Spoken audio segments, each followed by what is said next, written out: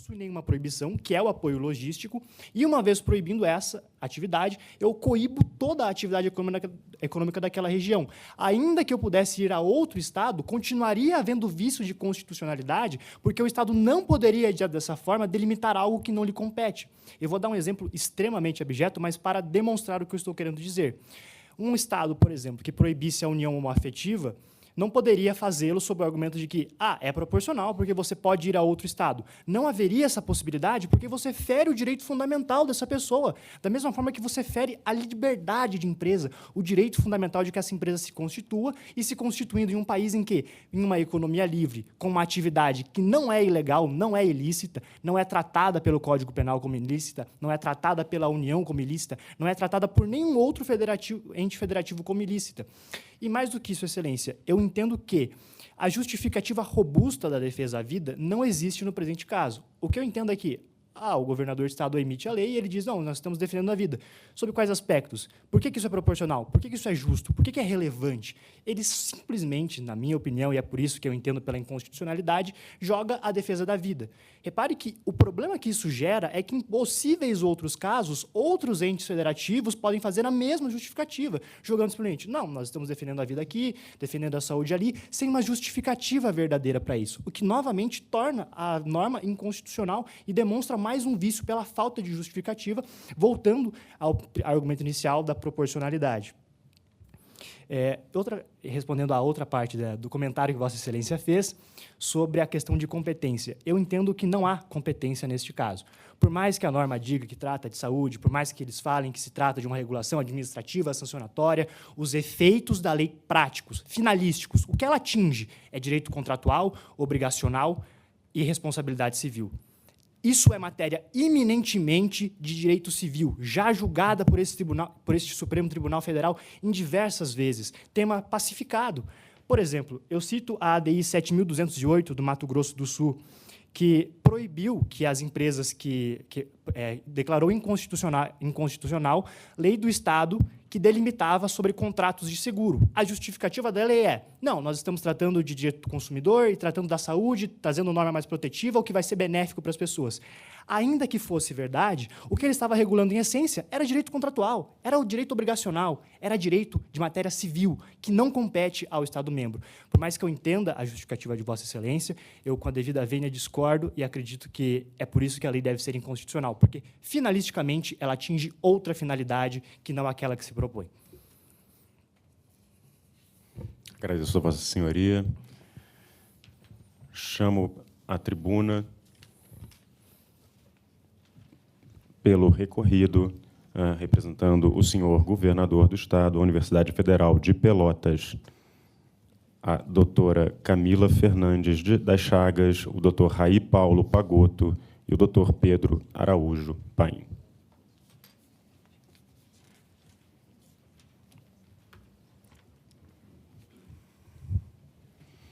Vossa Senhoria tem a palavra. Bom, boa tarde, excelentíssimo senhor presidente, excelentíssimos senhores ministros.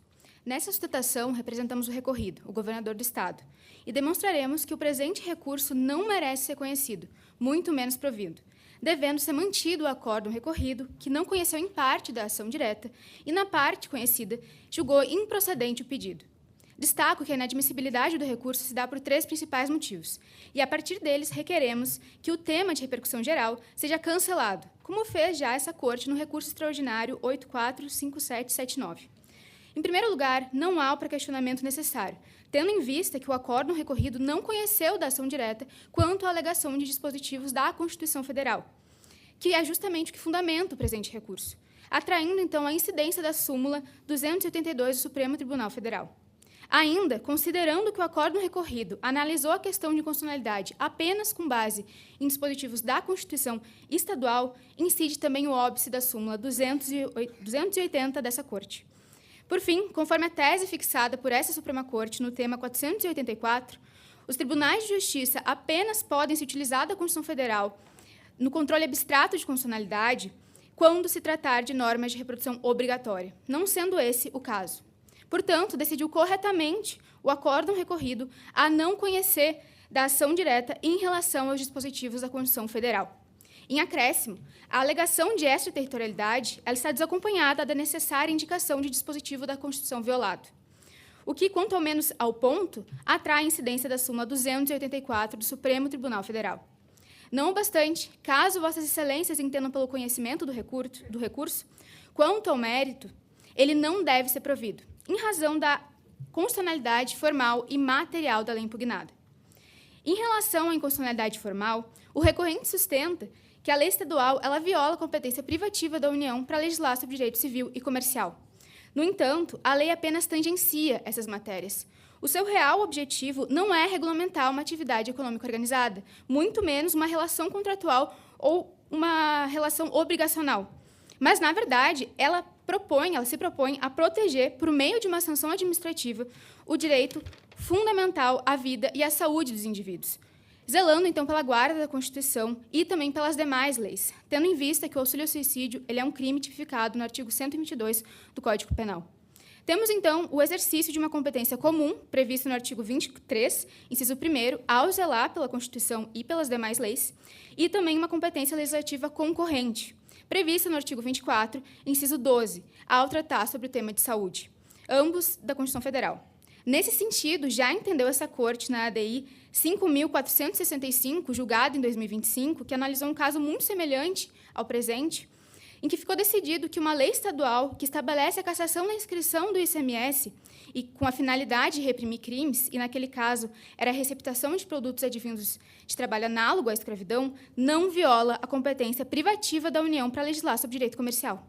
Ou seja, Excelências, não houve uma usurpação da competência da União, porque o tema de que trata a lei ele pode ser uma competência estadual tanto concorrente quanto comum.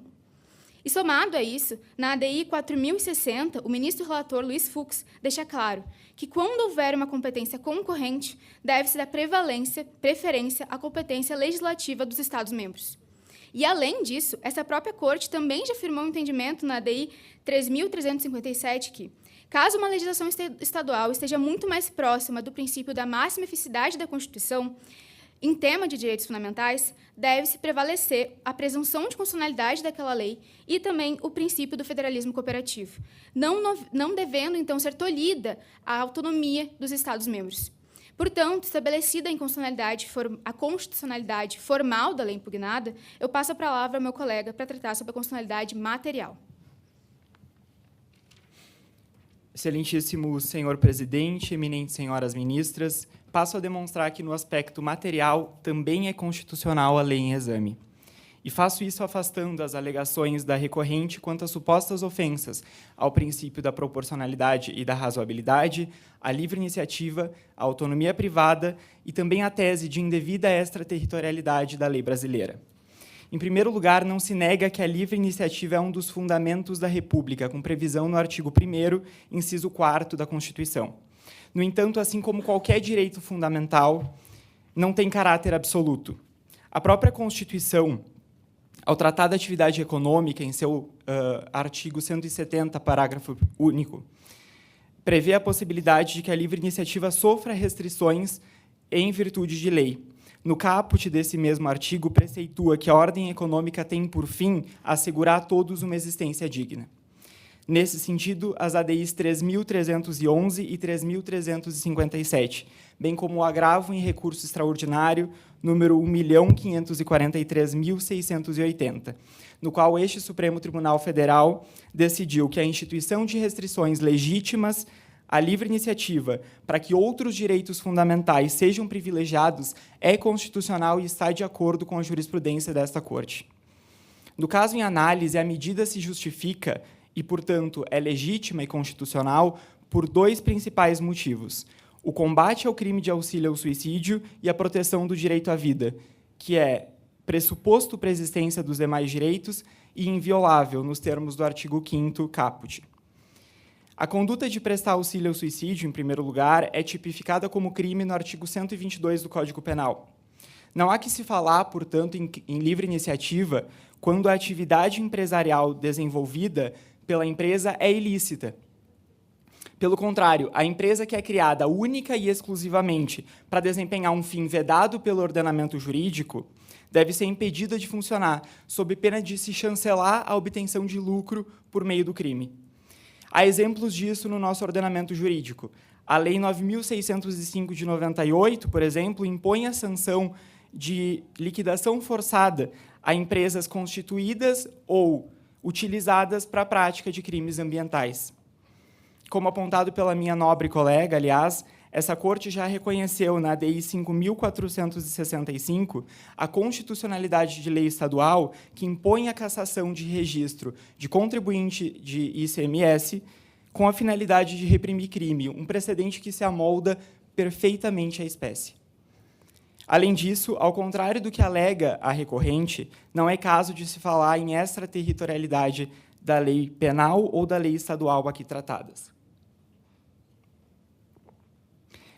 Isso porque a prática de auxílio material ao suicídio se consuma no Brasil, e a lei estadual aqui tratada, de igual forma, em observância ao princípio da soberania nacional, impõe sanções a empresas que incorrem nessa prática em território brasileiro, onde estão registradas, onde se dá a contratação dos serviços e onde tem início essa jornada cujo fim é a morte dos contratantes.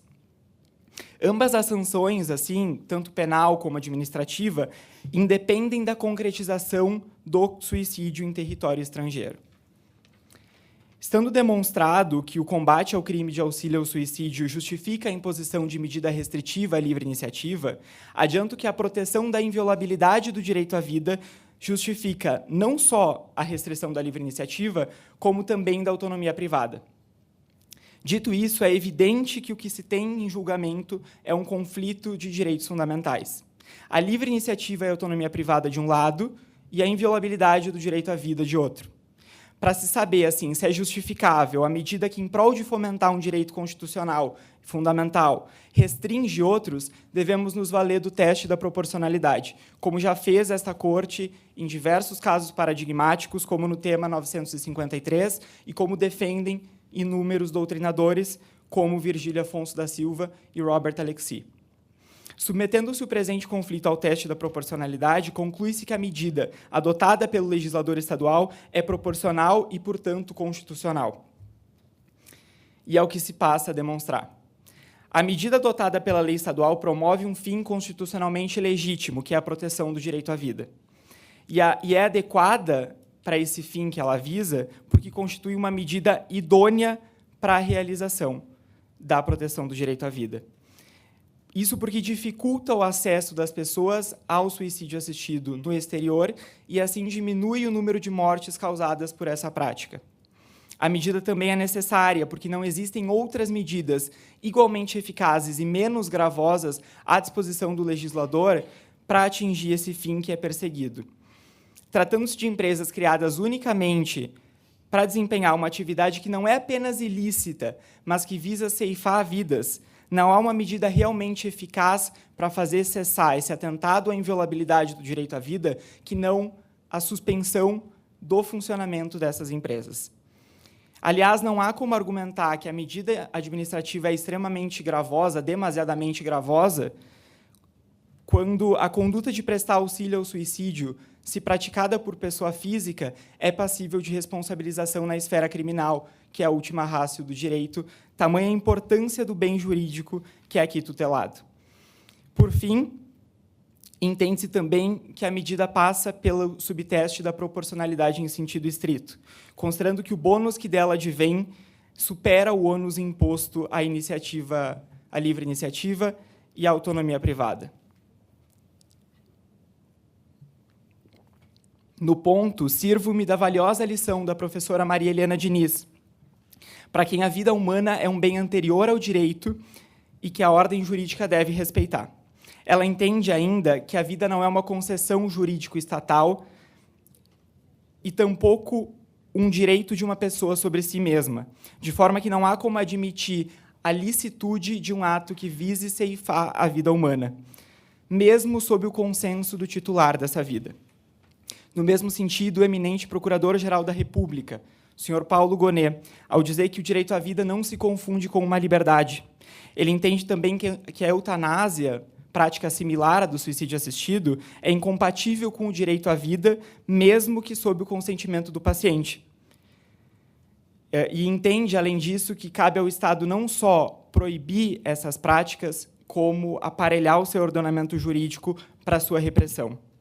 A melhor doutrina nos mostra, portanto, que permitir que empresas ofertem livremente o serviço de suicídio assistido comunicaria que a vida não é um bem valoroso e merecedor da proteção estatal, configurando uma verdadeira afronta à sua inviolabilidade. Aliás, ao entender pela existência de um direito ao suicídio, se correria o risco de propagar ainda mais uma prática que, infelizmente, já é comum no Brasil, tendo em vista que, só em 2019, 13.523 mortes por suicídio foram registradas.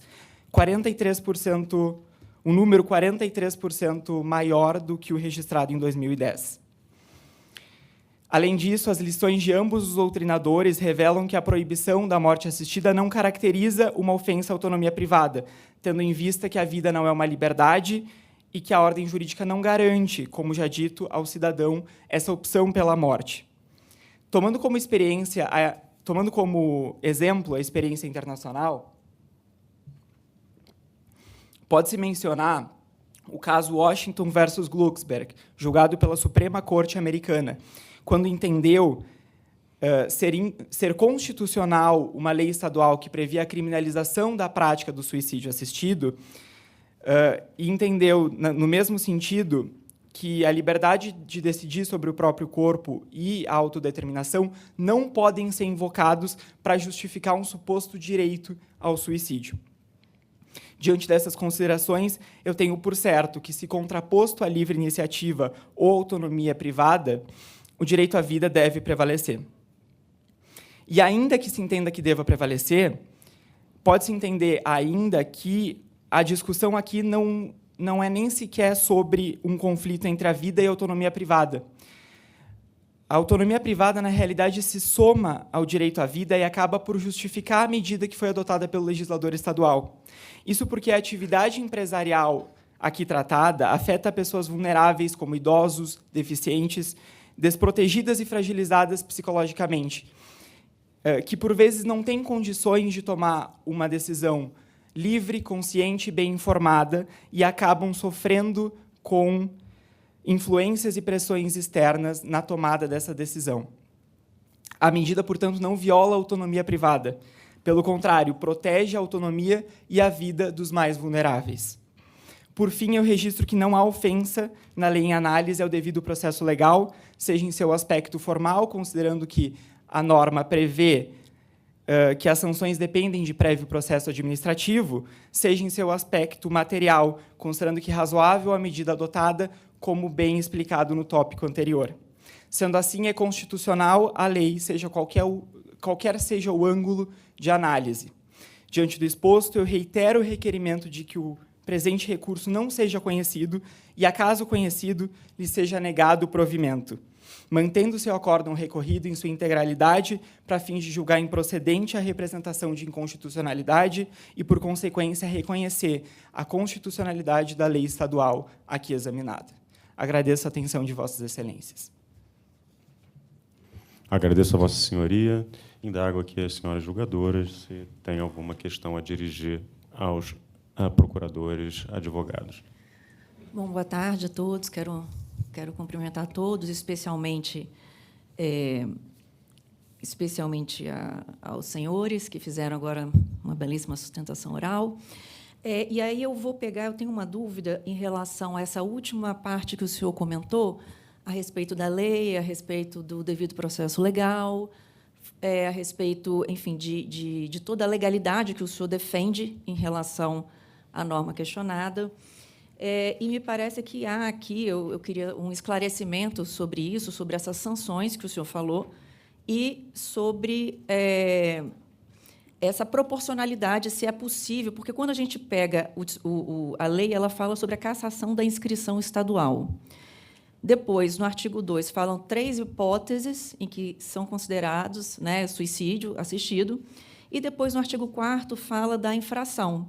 E aí fala, no artigo 4º, constatada a infração, a autoridade fazendária poderá instaurar procedimento administrativo para apuração e aplicação das penalidades previstas em lei. Então, eu quero entender, por parte do Estado, primeiro, quais são as penalidades, além da cassação, se existe alguma outra penalidade tributária, criminal, enfim, quais outras penalidades seriam essas previstas na lei. E também, assim, isso vem também de uma dúvida de qual a natureza jurídica dessa lei. Ela é civil, ela é administrativa, ela é tributária, que também é uma dúvida que a gente fica quando a gente perpassa todo o objeto da lei. Agradeço.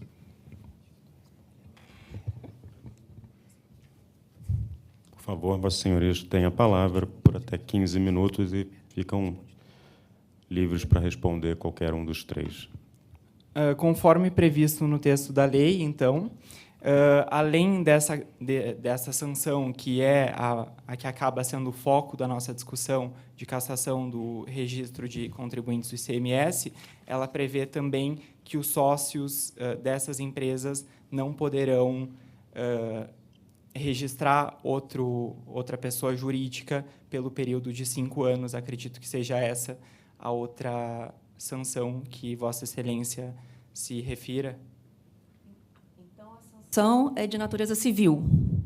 Não, a gente acredita e defende que a lei aqui tratada, ela tangencia o direito civil, mas não se insere especificamente nessa hipótese, por isso mesmo a competência do Estado para legislar sobre a matéria. O foco dela não é o direito civil. Tá. E, em relação a essa aplicação de outras penalidades, seria, então, só essas duas, cassação e, eventualmente, impedimento de outras inscrições? Seriam só essas duas penalidades? Porque, no meio da sustentação, eu não me lembro se do senhor ou da senhorita falou também em penal, em alguma Não, penal. eu acredito que eu mencionei a sanção penal apenas como uma analogia, considerando... Analogia talvez não seja até a melhor palavra. Considerando a existência de um tipo penal no artigo 122 do Código Penal, que criminaliza a prática de prestar auxílio material ao suicídio, então, quando eu falei, por exemplo, em extraterritorialidade e mencionei tanto a lei penal como a lei estadual, foi para demonstrar que, assim como na lei penal a conduta de auxílio ao suicídio já ocorre em território nacional e, por isso, está sujeita à responsabilização de acordo com as leis brasileiras, também ocorre com a lei estadual e as sanções nela previstas, que certamente não são de natureza penal, considerando que não compete ao Estado legislar em matéria penal. E isso a gente não busca questionar. Complementando o que o meu colega falou, a senhora perguntou, a Vossa Excelência perguntou quais seriam as sanções previstas. Tem essa cassação da inscrição por 5 anos, e, além disso, a lei também prevê, e ela passa brevemente sobre esse tema, eventuais responsabilidades dos sócios em esfera civil e penal. Mas ele não adentra especificamente em quais seriam essas eventuais penalidades. Ele só indica que, além da cassação da inscrição do ICMS, pode haver uma eventual responsabilidade desses sócios em âmbito civil e penal. Se Vossa Excelência me permite complementar, então, para deixar mais claro toda a situação, quando a lei refere eventuais sanções no âmbito civil ou penal, ela não dá a entender que essas sanções em âmbito civil e penal poderiam ser aplicadas pelo Estado, mas diz que as sanções aplicadas pelo Estado de natureza administrativa não impedem responsabilização em outras esferas. Ok. Agradeço. Muito obrigada. Devolvo ao presidente. Eu poderia complementar a resposta? Pois não, claro. Em relação à questão da matéria tributária, em que se insere a cassação do registro do ICMS, só queria deixar claro que o Estado ele não só utiliza dos impostos, dos tributos, como função arrecadatória. Eles, inclusive, o ICMS possui também função extrafiscal. O Estado pode intervir na sociedade a fim de atingir, de proteger e zelar por outros direitos fundamentais, no presente caso, o direito à saúde e o direito à vida, por meio de uma sanção de natureza tributária. Agradeço. Devolvo ao presidente. Agradeço a Vossas Senhorias. Chamo agora à tribuna, representando a associação. Vou pedir um minutinho só para a gente paralisar e a gente já retoma.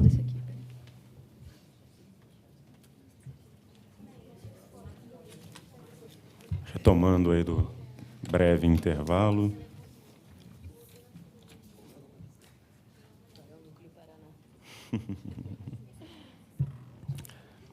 Chamo a tribuna, representando o recorrente, a Associação Acobeste, a PUC Paraná Campus Toledo, o Dr. Gabriel Zibelli Galvão, a doutora Amanda Castellano Dias e o doutora Gabriele Vitória Ribeiro. Vossa Senhoria tem a palavra. Meu cumprimento especial ao presidente dessa corte, demais ministras, aquelas que eu faço de forma nominal, doutor Ciro de Almeida Grimberg, doutora Cristiane Oliveira Petra da Silva, doutora Trícia Navarro Xavier, doutora Ana Luísa Fernandes Calil. Autoridades, ilustres colegas, demais presentes, uma boa tarde. É com enorme prestígio e respeito que subo essa tribuna para defender os interesses da Associação de Comércio, Bens e Serviços e Transportes do Estado, a ACOBEST, no recurso extraordinário número 100.874/901, a fim que essa corte firme a inconstitucionalidade da norma estadual de número 99.999 de 2024. Vossas Excelências, o presente recurso extraordinário foi interposto em face de um acordo que discutiu a constitucionalidade formal e material da lei estadual já referida. Em síntese, o referido ato normativo dispõe sobre a cassação da inscrição estadual de empresas de que, de alguma forma, auxiliam e meramente prestam apoio à prática ao suicídio assistido fora do Brasil. Invoco, antes de qualquer argumento com a mais devida vênia, um possível equívoco do Tribunal de Justiça, ao recusar o exame da ADI contra a lei estadual, com base na Constituição Federal, alegando incompetência. Com respeito, mas devo alegar que a posição conflita com a jurisprudência dessa esplendorosa corte. O tema 484, retirado do recurso extraordinário 650/898, de relatoria do ministro Marco Aurélio, e também, como entendeu o ilustre ministro Gilmar Mendes, na repressão de inconstitucionalidade número 733 do Estado da Bahia, restou pacificado que, sim, os tribunais de justiça podem exercer controle abstrato de leis estaduais perante a Constituição Federal quando envolvem essas normas de reprodução obrigatória. É exatamente o caso em tela, Vossas Excelências. Os fundamentos da ADI original são normas que os estados devem reproduzir em suas constituições.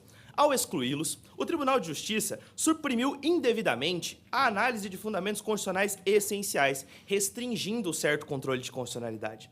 Mas, já que aqui estamos nesse pleno espaço de exercício democrático de direito, e pelos fundamentos a seguir, creio que Vossas Excelências entenderão pela inconstitucionalidade da Lei 99.999 de 2024, com a devida apreciação do mérito. Logo de início, para tanto, recordo o artigo 22, inciso 1º e também inciso 8º da Constituição da República. Neles, é claro, estabelecer que é competência privativa da União para legislar sobre direito civil e comercial, principalmente o comercial quando trata-se de comércio no exterior. O que notamos, no entanto, é que o legislador estadual avançou exatamente sobre esse terreno de comércio, aquele que ele não poderia ter posto os pés, sobre um disfarce normativo capcioso. A lei se apresenta como se fosse de matéria tributária, mas eu já lhe garanto de antemão, não é. Ela não majora tributos, não isenta, não parcela ou extingue obrigações fiscais. Muito pelo contrário. Ela condiciona a existência da empresa ao conteúdo de sua atividade exclusivamente, escolhendo a dedo quem pode e não pode ter acesso ao mercado brasileiro, aplicando, senão, uma verdadeira sanção política, desregulando a competência de um ente federativo. Na leitura dos termos da lei, percebe-se que tratam todos o rol de direito civil ou empresarial, ou seja, competência que deveria ser exclusiva da União. Essa interferência não é neutra, ela tem consequências muito gravosas. Ela asfixia a empresa que tanto luta para empreender no mercado brasileiro. A inscrição estadual é condição indispensável para o exercício regular de qualquer atividade comercial. Ela não é um luxo, Vossas Excelências, ela não é um mero detalhe, e é nisso que se centra essa lei estadual. Sem ela, a empresa não emite nota fiscal, ela não contrata formalmente, ela não mantém sua operação de qualquer forma. Dessa forma, lembra o estimado doutrinador tributário Hugo de Brito Machado. Utilizar restrições administrativas como meio indireto para coagir ou impedir atividades, que é exemplo clássico de uma sanção política, que, tratando-se de sanção política, Vossas Excelências, trata-se, claro, ela é inconstitucional. Ao fazer isso, a Lei Estadual número 99.999, de 2024, ela não só viola competência da União, mas ela também atinge diretamente princípios constitucionais da grande mais-valia de nossa República, a livre iniciativa, a livre concorrência, e coloca em risco a plena segurança jurídica de nossa nação. Senhores ministras e senhor ministro, se admitirmos que um Estado-membro possa, dessa forma, com base em juízo de valor moral qualquer, ou sequer político, decidir quais são as atividades no exterior que não podem ser prestadas por empresas locais, imagina-se o repertório que isso tomaria em empresas de viagem, em empresas com sede online ou com empresas de importação e exportação. Abriremos uma porta para a anarquia regulatória, na qual cada unidade da federação vai impor suas próprias proibições ideológicas, exercendo qualquer manifestação à controvérsia da segurança jurídica. Esse caminho, Vossas Excelências, compromete a unidade do ordenamento jurídico nacional, desestrutura o pacto federativo e cria um ambiente de negócios marcado por uma instabilidade e medo perante uma lei estadual. Por isso, afirmo que essa lei não é plenamente inconstitucional apenas, ela é institucionalmente perigosa para a economia nacional como um todo. Esses termos postos, tenho crença que Vossas Excelências tomarão seus votos no sentido de declarar a inconstitucionalidade. Agradeço formalmente o espaço a mim cedido e passo à minha colega Amanda, que dará sequência aos assuntos. Vossas Excelências, demais presentes, é com muito apreço que eu estendo os cumprimentos já propostos pelo meu colega e posso dizer claramente: a Lei número 99.999, de 2024, ela é eminentemente inconstitucional. O ponto do presente litígio, ele ultrapassa as barreiras de uma mera atividade empresarial. O que se discute aqui hoje é a possibilidade jurídica de um Estado, por meio de uma restrição indireta, limitar o exercício da autonomia individual quanto às decisões existenciais que são mais íntimas do ser humano. Viver ou morrer com dignidade frente a uma doença incurável, degenerativa ou irreversível. Trata-se, portanto, de uma controvérsia que deve ser analisada sob o prisma da dignidade da pessoa humana e da liberdade individual. Inclusive, essa foi uma perspectiva reforçada pelo brilhante ministro Barroso no julgamento do mandado de injunção número 6.825, que, claro, embora ele tenha sido indeferido por questões processuais, foi importantíssimo para formar uma base de manifestação sobre o tema dessa Suprema Corte.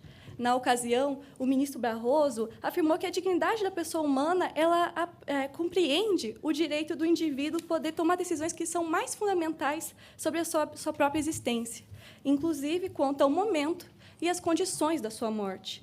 Além de que o prolongamento artificial da vida, que, repito, está em um estado de sofrimento, pode beirar a contrariar os valores constitucionais da autonomia e da dignidade. Ainda, quero que fique bem claro que o suicídio assistido é uma figura que se distingue da eutanásia ativa e direta. Afinal, pressupõe uma plena capacidade cognitiva e de manifestação do paciente, que é o responsável por tomar a dose letal do procedimento. Dessa forma, não se pode dizer que tem uma atuação direta de um terceiro no procedimento e afasta absurdas alegações de que poderia equiparar essa prática a um homicídio ou a uma instigação do suicídio. Portanto, a tentativa do legislador estadual em impedir o exercício dessa liberdade mediante instrumentos fiscais e comerciais indiretos, que, no caso, é a cassação das inscrições estaduais, representa uma clara violação ao princípio da proporcionalidade, quando falamos na sua vertente de proibição do excesso, e ofende a livre iniciativa e a própria autonomia privada. Importante recordar que o direito constitucional à vida ele não pode ser interpretado de forma absoluta, impositiva, sob pena de se converter em um verdadeiro dever de se viver, mesmo que esteja frente a um sofrimento extremo. O Estado democrático de direito ele não é assim. Ao contrário, ele é fundado na liberdade individual e na dignidade da pessoa humana. E, por isso, ele deve assegurar que cada indivíduo tenha uma vida digna, mas também, como consequência, possibilitar uma morte com dignidade. Feitas essas exposições, excelências, passo a palavra à minha colega.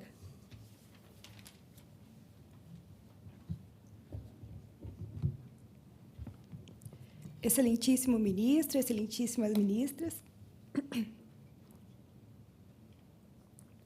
Peço desculpas. Boa tarde. Recebo com profundo respeito a oportunidade de me dirigir a este plenário, saúdo também a todos que estão aqui nesse espaço democrático, e é com deferência que eu apresento as razões pelas quais merece prosperar o recurso.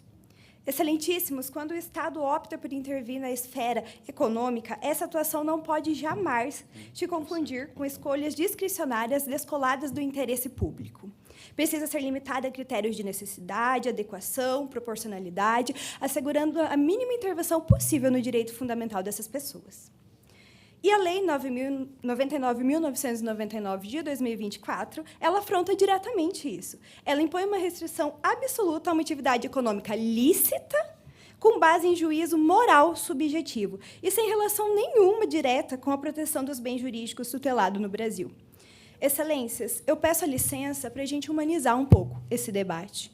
O mesmo Estado que diz que a dignidade da pessoa humana, do princípio basilar da República, que traz isso nos primeiros capítulos da sua Constituição, não permite que o seu cidadão tenha uma morte digna. Ele quer que viva acima de qualquer outra coisa, independente de como seja essa vida. E o pior de tudo, ele quer interferir isso em outros países também. Além do seu próprio território, ele quer mandar que as pessoas de outros países também vivam independente da qualidade dessa vida. E, excelências, esse caso ele não é abstrato. Ele tem rosto, ele tem voz, ele tem história. O Jairo é um brasileiro de 52 anos que tem uma doença degenerativa incurável. E eu reforço, incurável. Não tem perspectiva de melhora. E a cada dia ele perde um pouquinho mais da sua humanidade. A cada dia ele perde seus movimentos físicos, a sua voz, a possibilidade de fazer coisas simples do dia a dia, como levantar um copo, como tomar uma água, como dar boa tarde. Ele não poderia fazer o que eu estou fazendo aqui hoje ou o que vossas senhorias estão fazendo aqui hoje. Mas, excelência, essa doença ela não tirou a lucidez do Jairo. Ele deixou muito claro que ele gostaria de morrer com dignidade. E o que Jairo pede não é que o Estado lhe dê a morte, é simplesmente que permita que ele possa ir até outro lugar fazer isso de maneira lícita. Mas aqui eu preciso ressaltar, é lícito no outro Estado, como na Suíça, mas não é ilícito no Brasil. Em momento algum, a gente trata sobre um crime. Isso é importantíssimo ressaltar.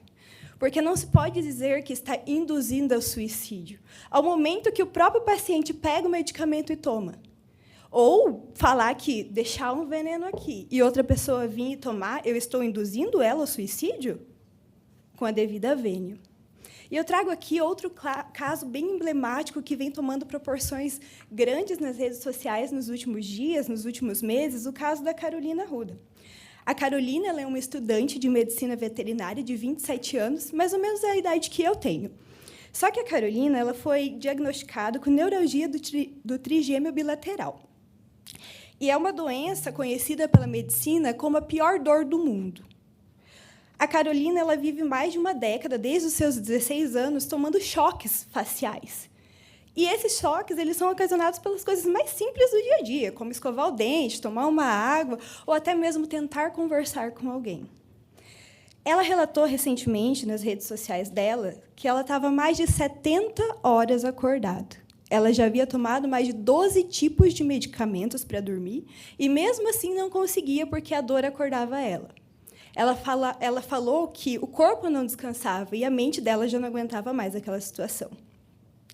Excelências, eu peço que você se coloque em um minuto no lugar da Carolina, no lugar do Jairo.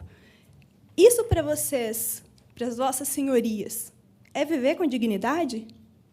Porque, para mim, particularmente, não é. E a Carolina, ela já tentou de tudo que a medicina poderia oferecer. Já tentou medicamentos, terapias, 4 cirurgias e nada adianta.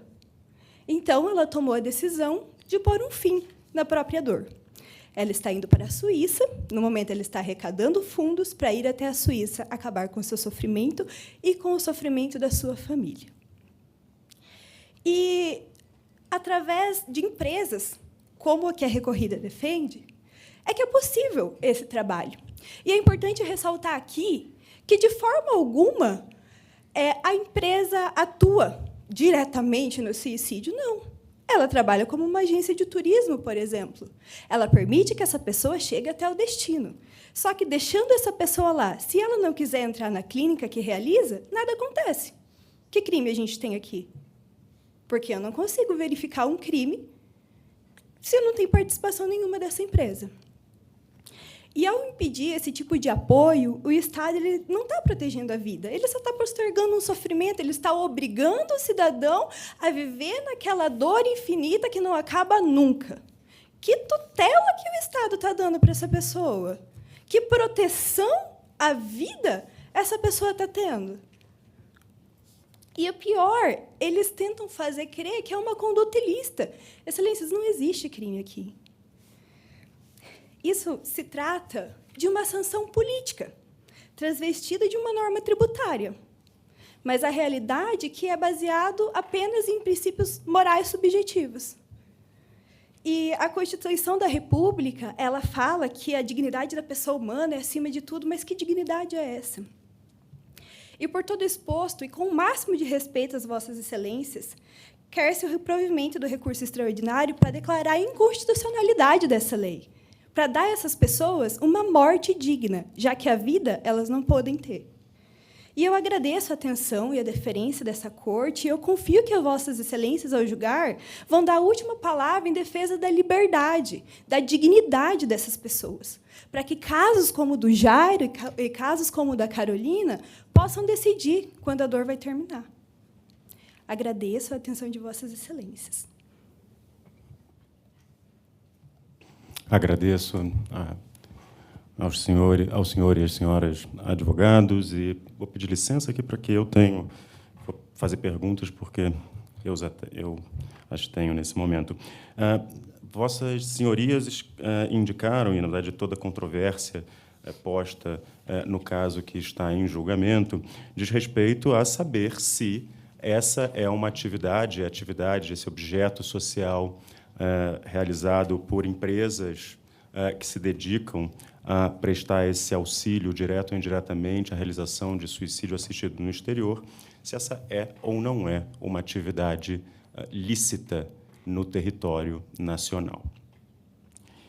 E aí, vossas senhorias, nesse ponto, indicam que essa é, sim, uma atividade lícita e que não caberia ao Estado aqui, que figura como recorrido, né, no caso, o senhor governador do Estado, que foi o autor dessa proposta legislativa, que resultou na lei que foi objeto de impugnação na ADI estadual, realizou ele, sim, ali um juízo moral para indicar que essa seria uma atividade proibida, vedada, e que não caberia ao Estado, nesse ponto, realizar esse juízo. Mas aí eu pergunto, né, assim, a vossas senhorias,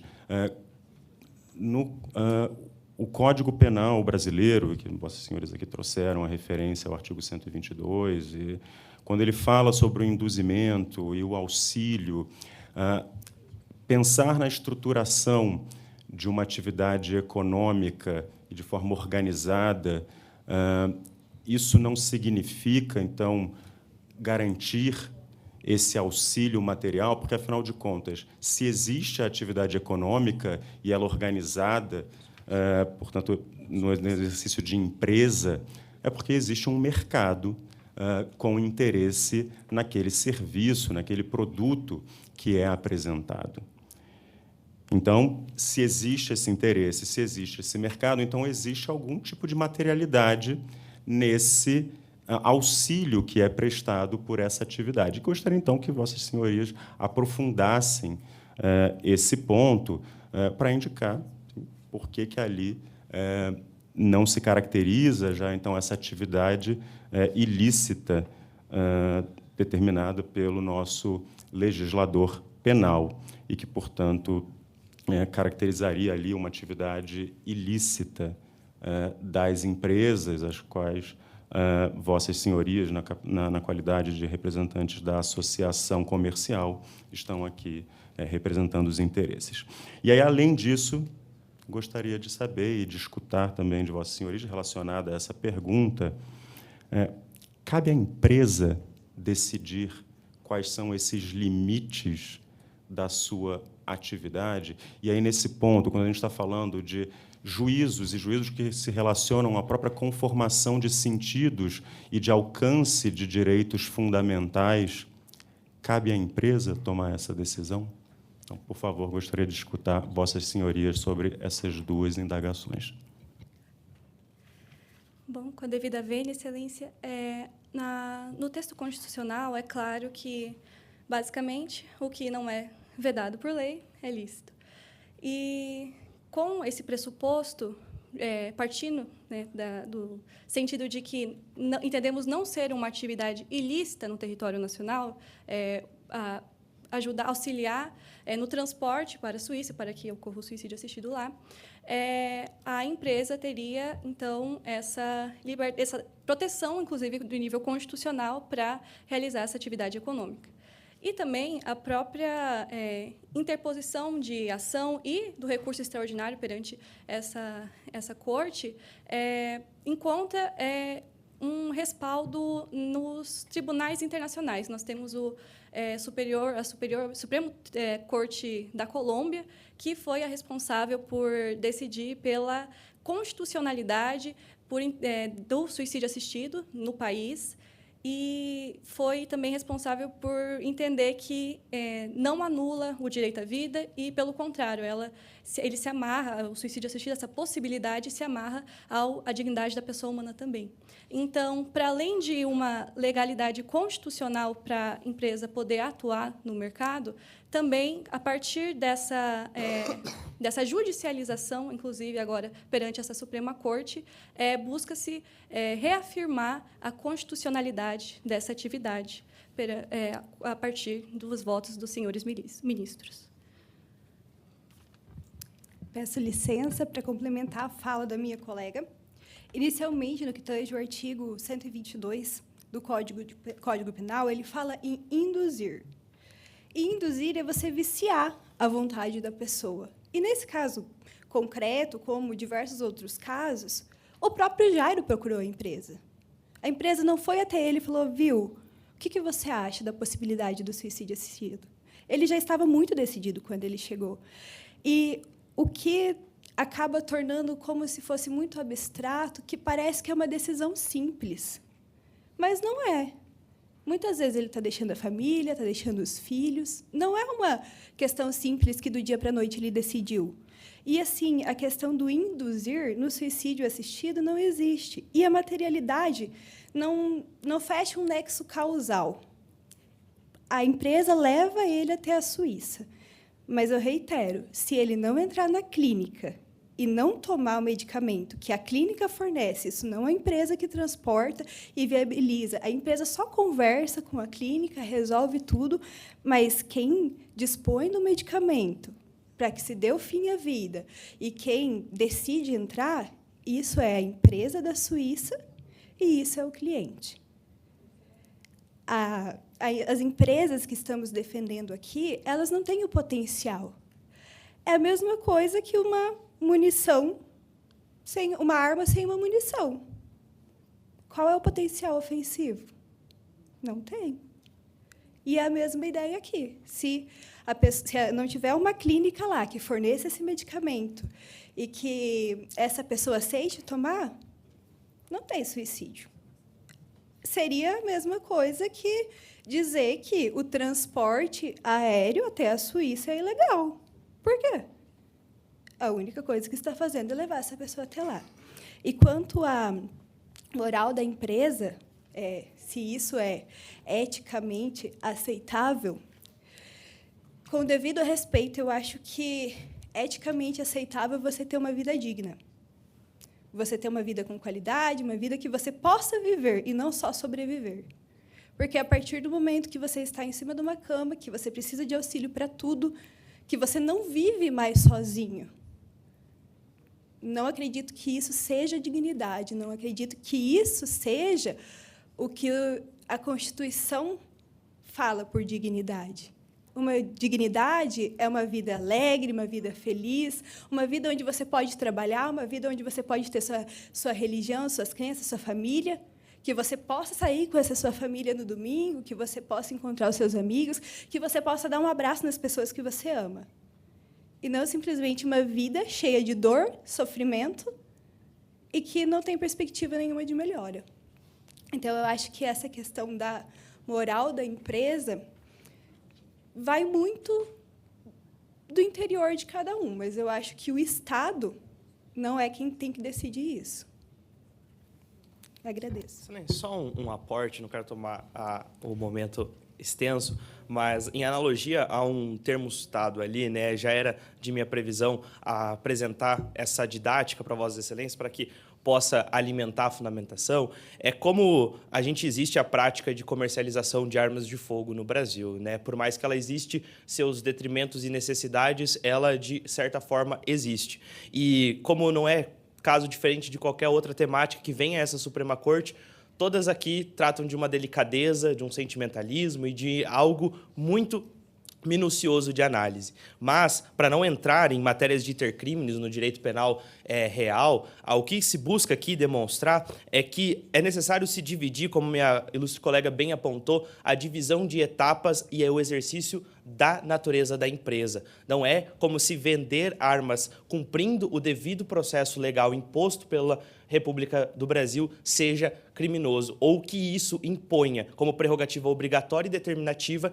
que essa pessoa fará mau uso de má-fé desse armamentício. Então, ao meu ver, e ao ver dessa tese que se defende, impossível partir do pressuposto da má-fé, de que ao se comercializar um produto que apresenta grandes benesses à sociedade, como o fortalecimento da dignidade humana, partisse de um pressuposto que isso seria usado de má-fé. Muito obrigado, Excelência. Muito bem, eu queria só voltar num ponto, porque, assim, então, na verdade, Vossas Senhorias sustentam que a inconstitucionalidade dessa lei, porque, no fundo, ela garante e fortalece, concretiza essa autonomia privada e a autodeterminação e a possibilidade de realização de escolhas, a própria de garantia de dignidade, então, humana, de decidir sobre como dar terminalidade, enfim, à própria vida. E aí eu indago, então, Vossas Senhorias novamente, porque aqui, nesse ponto, se tem uma discussão sobre... Estamos falando de uma atividade econômica, não é isso?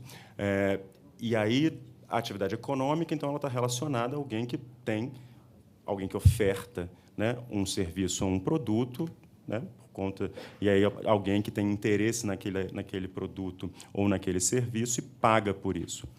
Então, a partir desse momento, a gente vai compreender que a dignidade humana, nesse caso, e aqueles, então, que poderão utilizar esse serviço e esse acesso a esses produtos ofertados por essas entidades, vale apenas se tem dinheiro e capacidade econômica para se adquirir esses produtos, esses serviços. Então, eu indago a Vossas Senhorias e gostaria de escutar sobre isso. Aqui não se cria uma violação à própria garantia de igualdade quando se tem, na verdade, um clivo social e econômico, financeiro, por se permitir que só aqueles que tenham acesso, por terem recursos financeiros, aos serviços e produtos dessa empresa, que poderão, então, realizar esse procedimento indo à Suíça, não há aí uma violação à igualdade? Então, gostaria de escutar Vossas Senhorias sobre o ponto. Certo, Excelência. Então, quando nós temos... por exemplo, vamos pegar novamente o caso da Suíça. Lá, o suicídio assistido, ele não só é legalizado, como ele é regulamentado. Então, tem todo um aspecto procedimental para você conseguir ter o acesso, acompanhamento médico, psicológico, enfim, há uma atuação direta do Estado no sentido de regulamentar esse tipo de atividade. Inclusive, também é interessante citar que, mesmo na Suíça, que é um país libertário nesse sentido, lá o suicídio assistido é legalizado, em contrapartida, a eutanásia é criminalizada. Então, aqui também já se distancia de um aspecto que poderíamos interpretar do tipo penal aqui, um ilícito no Código Penal brasileiro, né? Porque, mesmo em países, não só lá, mas países como Holanda, mesmo a Colômbia, que eu mencionei, a eutanásia também é criminalizada. Mas o que eu quero dizer, Excelências, é que não depende só da atividade empresarial para que esse tipo de igualdade, esse acesso a, querendo ou não, a saúde, a uma dignidade, a uma morte digna, como nós estamos colocando, não depende só da iniciativa privada. Depende de uma atuação do Estado, de uma atuação do Congresso para formular leis, de uma atuação do Executivo para regulamentá-las, e mesmo do Judiciário para colocar em causas como essas, julgar pela procedência da nossa ação. Então, nesse sentido, Excelências, acredito que seria essencial que partisse pelo próprio ente estatal para que a igualdade seja alcançada a todos. E, com licença, só complementando, sim, eu acredito que teria disparidades sociais, mas como tudo no nosso país tem. E a gente não pode negar que aqui a gente está falando de uma relação comercial, então, sim, tem interesse financeiro. Não posso ser hipócrita e falar, não, seria perfeito se o Sistema Único de Saúde fizesse e não precisasse de uma empresa privada. Não, nosso interesse também é econômico. Mas eu acredito que essa parte social, quem tem o dever de fazer é o Estado. Nós, na parte privada, estamos tentando fazer a nossa parte. E isso o Estado já está comprometendo. Mas acredito que, para ter essa liberdade de morte digna, com certeza o Estado deveria intervir, permitir, quem sabe realizar até no nosso próprio país, para baratear mesmo o serviço e tornar mais acessível à população. Vossa Excelência, uma resposta muito assertiva e direta a essa proposta seria convidar o próprio Estado a reformular em ordem legislativa, em vez de caçar aquelas inscrições do ICMS que vêm a extinguir a operação, se o propósito fosse buscar a isonomia material dentre os usuários dessa prática, que fornecesse, então, benefícios fiscais, pois, sabe-se, proporcionalmente seria menos custos à empresa para aportar os incentivos fiscais, né? Então, se entramos nesse delime teórico, acredito que, como bem elucidado, o Estado teria que, sim, aportar sua mão, mas de uma forma totalmente controversa do que aqui faz, que aquele caça a inscrição no ICMS, dificulta, banaliza e coloca na marginalidade a operação dessas empresas. Caso ofertasse incentivos fiscais, poderia, sim, democratizar o acesso a essa política e, cada vez mais, congregar o acesso à dignidade da pessoa humana. Grato. Agradeço a vossas senhorias. Chamo aqui a nossa última sustentação do dia, pelo recorrido, o senhor governador à Universidade Federal do Paraná, os doutores Leonardo Canete Stefanes e o doutor Vitor Bubiniak.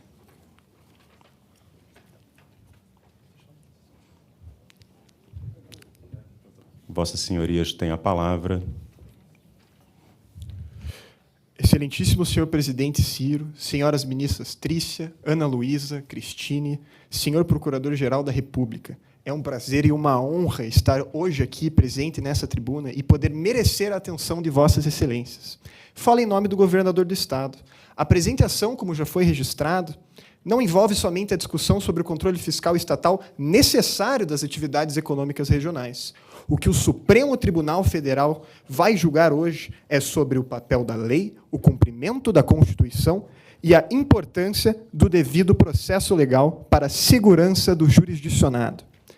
Senhor presidente, eu compartilharei minha fala com meu colega Vitor e dividirei meu discurso em 3 partes. Pois bem, o artigo 125, inciso 2º da Constituição Federal, prevê que a representação de inconstitucionalidade no âmbito estadual é proposta conforme a Constituição do Estado. O controle é limitado ao regimento dessa norma local. A ACOBEST, Associação de Atuação Restrita a determinados municípios de um Estado não possui representatividade nacional, nem demonstra pertinência temática para invocar preceitos da Constituição Federal. Sua abrangência territorial é estadual. O artigo 103 da Constituição Federal entende que a proposição de ações diretas de inconstitucionalidade com fundamento na Carta Federal, como este caso, só tem legitimidade ativa se feita por confederação sindical ou entidade de classe de âmbito nacional. A recorrente não preenche tais requisitos. Sua atuação é local, seus representados são pessoas físicas e jurídicas sem abrangência nacional, e o recurso proposto nessa representação extrapola o âmbito de sua pertinência. Isso porque se constrói majoritariamente a partir de fundamentos da Constituição da República. Essa representação é ilegítima para deduzir pretensão de controle de constitucionalidade com fundamento na Constituição Federal. Sendo possível apenas discutir eventual violação à Constituição estadual no âmbito da Justiça do Estado. Embora a questão constitucional arguida tenha indiscutível repercussão geral, o presente recurso extraordinário não é cabível e carece de mais um requisito de admissibilidade. Agora, excelências, fundamental trazer um ponto aqui. Isso aqui é jurisprudência desse tribunal. O recurso extraordinário só pode ser admitido quando houver decisão direta sobre a questão constitucional no tribunal de origem. Isso é o recurso extraordinário 246-903. A súmula 282 acompanha o entendimento da necessidade de pré-questionamento. A questão constitucional foi pré-questionada na decisão do tribunal de origem? Não. Teve manifestação dos recorrentes para a inclusão da questão constitucional federal? Não. Teve embargo de declaração que questionasse essa inclusão? Não teve. O tribunal não conheceu da parte do recurso que trouxe a Constituição Federal. Ele analisou o mérito relativo à Constituição estadual, matéria de direito local, súmula 280. Por ofensa a direito local, não cabe recurso extraordinário. Excelências, os recorrentes buscam, no Supremo Tribunal Federal, reverter uma decisão que não analisou o mérito da Constituição da República. Os recursos cabíveis em segundo grau para esgotamento dessa obrigatoriedade não foram esgotados. A matéria constitucional federal não foi questionada em nenhum momento do julgamento no tribunal. O acórdão não foi embargado. Os recorrentes não se manifestaram para pré-questionamento da matéria federal, não houve enfrentamento dessa matéria no acórdão, não houve conhecimento dessa matéria no acórdão. Haja fungibilidade, é estender muito o acesso à justiça para chegar a analisar o mérito desse presente recurso. Eu queria discutir com os doutores essa ação lá atrás, quando era proposta legislativa, quando era projeto de lei, quando havia via adequada, não agora em recurso extraordinário interposto indevidamente em tentativa desarrazoada de sucedâneo recursal para a Corte Constitucional. O desacordo moral razoável é embate do Congresso Nacional, como ressaltado pelos próprios recorrentes. E assim foi em 2019, quando o suicídio assistido foi criminalizado, e ao próprio questionamento do ministro-presidente, o auxílio material é crime, o copo de veneno é crime, o auxílio logístico de transporte é crime. Pois bem, não se discute mais o caso individual. O pedido é para retirada da norma do ordenamento, ou seja, controle abstrato de constitucionalidade, de preceito federal cuja repetição não é obrigatória. Isso é o artigo 125, inciso 2º. Não compete ao STF analisar constitucionalidade de normas constitucionais estaduais através do recurso extraordinário. É o entendimento das súmulas 279 e 280. O recurso extraordinário 146-6402 entende que o STF admite recursos extraordinários interpostos em face de acórdãos proferidos em controle concentrado e de constitucionalidade estatal. Não é o caso. O objeto do recurso é a declaração de inconstitucionalidade de norma federal sem reprodução obrigatória. Isso é, as violações arguidas pelo recorrente são matérias que podem facultativamente serem integradas à Constituição Federal. O tema 484 da repercussão em geral entende que os tribunais de origem podem sim realizar o controle concertado de normas, somente se forem normas de reprodução obrigatória. A reclamação 383 define que as normas de repetição obrigatória são os dispositivos constitucionais que os Estados devem replicar em suas constituições do Estado. A discussão do caso em tela não diz respeito a essa questão. Tenta-se, por via imprópria, o controle abstrato de constitucionalidade de lei estadual pela via do recurso extraordinário. Isso é vedado pela jurisprudência desse tribunal. Isso é vedado pela Constituição da República. Ainda que se alegue violação à matéria esculpida na Constituição da Federação, vez que o dispositivo da Constituição estadual replica a temática, é norma de imitação e não admite análise dessa Corte no presente recurso. Paulo Modesto, em obra Paradigma sobre o tema, prevê: as normas de imitação são normas presentes na Constituição Federal, as quais os estados têm a discricionariedade de alocar ou não em suas constituições, sendo normas que podem ser revogadas, modificadas ou substituídas sem infração à ordem constitucional nacional. Repito, sem infração à ordem constitucional nacional. É matéria de direito local e, portanto, sem possibilidade de julgamento pelo STF. E mesmo que houvesse a possibilidade de julgamento pelo STF, a lei em discussão é constitucional, como será adiante demonstrada pelo meu colega. Em primeiro lugar, a ilegitimidade ativa, ou pelo menos a inadequação da via do recurso extraordinário pelo recorrente. Em segundo lugar, o não conhecimento de preceitos constitucionais federais pelo acordo do órgão especial do Tribunal de Origem. E, em terceiro, a inadmissibilidade de recurso extraordinário para representação em norma que não é de reprodução obrigatória. É norma de imitação da Constituição Federal. Agradeço a Vossas Excelências pela atenção. Passo a minha palavra ao meu caro colega Vitor. Muito obrigado.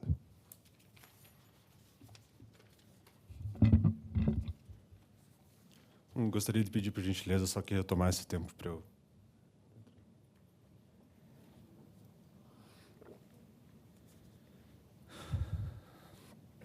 Excelentíssimas ministras, excelentíssimo ministro, boa tarde. É uma honra estar na tribuna desse tribunal que muito honra esse país. E, antes de mais nada, em nome do governador do Estado, eu devo esclarecer que o que está em discussão não é a criminalização de uma moral privada, mas do uso legítimo da engrenagem administrativa tributária para não chancelar atividades que não são correspondentes ao nosso ordenamento jurídico. É disso que trata a discussão sobre a Lei 99.999 de 2024. E aqui eu trago 5 motivos pelos quais a lei é rígida e o recurso deve ser desprovido. E o primeiro é que não houve violação da competência legislativa da União, pois a matéria é estritamente de direito administrativo e tributário. Afinal, excelências, cassação de ICMS é instrumento típico de gestão fiscal. Não se está falando aqui de direito civil ou de direito contratual.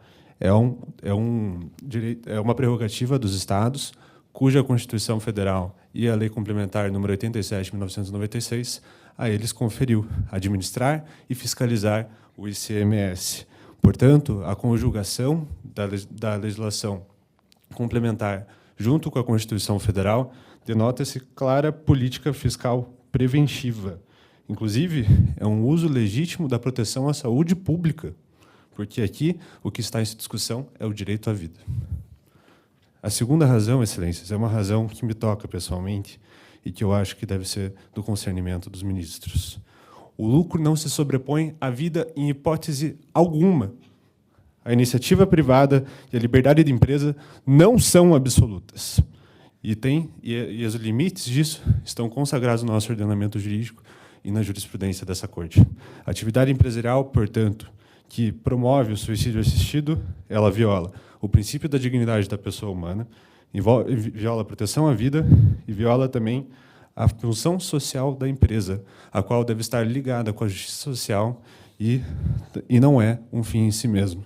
Caros ministros, ainda falando sobre dignidade, eu preciso esclarecer que o que se discute aqui não é a dignidade exatamente da pessoa, mas uma dignidade comunitária, que reflete valores comunitários, protege pessoas que estão em estado de extrema vulnerabilidade, pessoas deficientes, pessoas idosas, que podem ter o seu patrimônio ou até mesmo a sua dignidade vilipendiada pelo mau uso da nobre causa do suicídio assistido.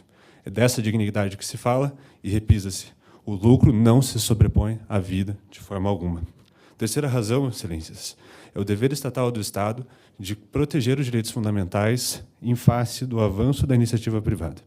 E essa também é uma matéria de muito apreço pela Corte, e eu cito aqui a ADI 5493, julgada aqui por esse Supremo Tribunal Federal, que reconheceu a inconstitucionalidade da lei estadual que previu a cassação de inscrição estadual do ICMS em empresas envolvidas direta ou indiretamente com o trabalho em condições análogas à escravidão. E desse julgado eu quero esclarecer 2 pontos. Lá foi reconhecido que não houve invasão da competência da União, da competência legislativa da União, perdão, e que tratava-se de matéria de direito administrativo sancionador. E a segunda questão que foi decidida é que o ato estabelecia mecanismos de proteção à dignidade da pessoa humana e combate a práticas gravemente atentatórias a direitos fundamentais. A ratio daquele caso deve ser igualmente aplicada a este, pois se subsume perfeitamente. E aqui, Excelência, eu ainda trago uma outra ADI, a 6586, de relatoria do ministro Lewandowski, para destacar que esse Supremo Tribunal Federal já agiu de forma protagonista em defesa da dignidade da pessoa humana em face da iniciativa privada em contexto pandêmico, quando o ministro Ricardo Lewandowski proibiu que empresas fossem abertas e pessoas circulassem à rua. Não se discutia aqui a autonomia privada. Se concordava que era uma questão comunitária que precedia tudo isso naquele momento. E aqui, Excelências, ainda, nessa terceira razão, eu destaco que o Estado tem os deveres de prevenção e precaução em matérias de saúde pública. E aqui, prevenção antes de tudo acontecer. Pensem se uma conduta dessa foi legitimada, com base na no reconhecimento da inconstitucionalidade dessa lei, como que vai se proteger a vida? Ele deve agir antes. E se há um vácuo regulatório, não é a iniciativa privada que deve ocupá-lo, mas o Estado. E a terceira razão, Excelências, eu imagino que vocês já tenham compreendido, é que não houve extraterritorialidade da lei brasileira. O que se está discutindo é exatamente o que acontece aqui, o que já está previsto no Código Penal e é crime, é auxílio material ao suicídio. E também disposições da LINDB, do Código de Processo Civil, respectivamente, artigo 9º, parágrafo 2º e artigo 22 do Código de Processo Civil. E com relação à suposta violação à proporcionalidade, é preciso dizer muito claramente e tranquilamente o que se tem de desproporcional em vedar uma conduta que é contrária ao ordenamento. Nada, não houve violação. E ainda aqui eu cito a lição de Friedrich Schauer, filósofo do direito recentemente falecido, que, quando descreveu o fenômeno da ladeira escorregadia, ele nos alertou que, havendo pequenas permissões, logo o Estado teria ingerência sobre aquele assunto que ele postergou no primeiro momento, mas depois ele não teria controle nenhum. Então, aqui não há violação à proporcionalidade. Eu já expus as minhas 5 razões, mas não queria cansar os ministros, eu queria expor mais um motivo pelo qual o recurso não merece provimento, que é a jurisprudência internacional sobre matéria de direitos humanos envolvendo a discussão. E aqui eu trago uma lição de Luigi Ferraioli, do Constitucionalismo Global, em que precedentes de cortes internacionais eles devem ser interpretados de forma que valorize a universalidade dos direitos. E aqui a gente não tem nenhuma discussão que o direito à vida é um direito universal, não é mesmo? E aqui eu trago um precedente do caso Haas versus Suíça, que reafirmou-se que não há direito à morte, há dever de proteger a vida. Isso está muito claro. A ratio desse caso reafirmou a inexistência de dever positivo de facilitar o suicídio, exigindo-se prescrição médica para evitar abusos com ampla margem de apreciação pelos Estados. Então, essa é uma cautela e uma discussão pacificada na seara do direito internacional, que, inclusive, é a norma de direito conforme o Estatuto da CIJ. Então, Excelências, como meu colega Leonardo bem ressaltou, esse recurso não deve ser conhecido. Se for reconhecido no mérito, deve ser integralmente desprovido. E também, por gentileza, gostaríamos que fixassem a proposta de repercussão geral no sentido da argumentação exposta. Agradeço a oportunidade. Muito obrigado. Agradeço muitíssimo a vossas senhorias. Indago aqui as senhoras julgadoras se têm questões a dirigir à tribuna. Muito obrigada, presidente. Eu vou direcionar uma pergunta para cada um. Tá? Uma é mais de cunho processual e outra é mais de cunho material do caso concreto. Eu vou fazer as duas, depois vocês se organizam para responder como acharem melhor. Começando pela de cunho processual. Eu queria ouvi-los sobre a compatibilização da posição de vocês com o tema de RG que foi citado expressamente na ementa que reconheceu a repercussão geral no caso. E, para conhecimento, eu estou falando do tema 484 da RG, cujo leading case é o RE 650898, que reconheceu a repercussão geral de questão constitucional sobre a legitimidade do Tribunal de Justiça para atuar em controle concentrado de lei municipal, no caso, contestado em face da Constituição. Em algum momento da exposição do Dr. Leonardo, me pareceu que a posição de vocês não é em concordância com o que a Corte decidiu no tema 484. Então, eu gostaria de ouvi-los criticamente, porque o tema 484 não se aplicaria nesse caso específico. Então, eu gostaria de ouvi-lo nisso. Com relação à parte do direito material, o doutor Vitor, ele abordou um ponto que eu anotei até aqui uma aspa específica, porque eu acho que é um ponto muito importante que envolve esse caso. O lucro não se sobrepõe à vida em hipótese alguma. O doutor repetiu 2 vezes essa mesma frase. E acho que, de fato, a questão do direito à vida, da dignidade da pessoa humana, é um dos cernes da discussão que está posta aqui, seja para um lado, seja para o outro. E aí, quando a gente fala em lucro, automaticamente, pensando num caso concreto, num controle de constitucionalidade, a gente vai se dirigir à norma e entender como ela está redigida. Lendo essa norma, a gente percebe que o critério lucro não é utilizado de modo expresso no texto da norma em momento nenhum. E eu acho que esse é um ponto relevante a ser considerado, que eu gostaria de ouvir. E aí, nisso, eu indago numa situação hipotética que existe no território brasileiro. É uma situação que ainda não chegou à Suprema Corte, mas pode ser que em algum tribunal local tenha chegado, não é de meu conhecimento, mas para reflexão, que eu acho que é importante. Existem, por exemplo, muitas associações aí sem fins lucrativos que fazem apoio para mulheres realizarem aborto em países em que o aborto é legalizado. Nesses casos, você está lidando com uma discussão de fundo similar do direito à vida em países que o aborto é legalizado, contrapondo com o cenário brasileiro que o aborto não é legalizado. E como é que a gente harmoniza essa situação, análoga com o caso em tela? Se a Via Paz não fosse uma associação, não tivesse a intenção de lucro, mudaria algo no raciocínio dos senhores? Então, assim, em que medida o elemento lucro muda ou não muda o resultado final? Então, são minhas 2 questões. Vossas Senhorias têm a palavra para as respostas em até 15 minutos. Agradeço a palavra, senhor presidente Ciro, e gostei muito da pergunta, senhora ministra. É o tipo de pergunta que, quando a gente recebe, dá gosto de responder. Enfim, a nossa tentativa aqui é clara de fazer o distinguishing de um precedente que invariavelmente vai estar relacionado com o caso. E, para isso, 2 pontos foram centrais para que a gente citasse ele. O primeiro deles foi o seguinte: o controle, em teoria, concentrado, ele foi migrando, conforme o recurso foi subindo, para o controle abstrato. Dessa maneira, a previsão do 484 diz que é necessário e que é válido se o controle for concentrado. O distinguishing começa pelo fato do controle já começar a ser abstrato. A gente começa a sair do caso individual e começa a analisar a matéria de uma maneira mais ampla. Essa foi a nossa primeira tentativa. Em segunda tentativa, o porquê de não se aplicar é que as normas a qual o 484 se refere, quais sejam as normas que, em teoria, seriam aplicadas, são aquelas de reprodução obrigatória. Somente vou conferir aqui um minutinho. Tá, 484. Peraí. Aqui, bom. De toda maneira, por haver o controle abstrato e pelas normas de debate não serem normas de reprodução obrigatória, esses são os 2 fatores na qual a gente consegue distanciar o nosso caso do precedente, de maneira que ele não se aplica. Não sei se respondi a pergunta, enfim. Excelentíssima ministra, muito obrigado pela pergunta.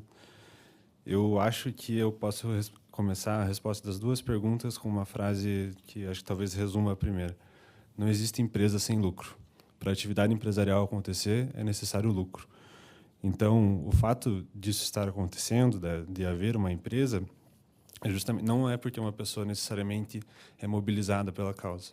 Não é necessariamente que ela está tentando garantir a vida. É sim porque a pessoa realmente achou uma oportunidade de ganhar dinheiro.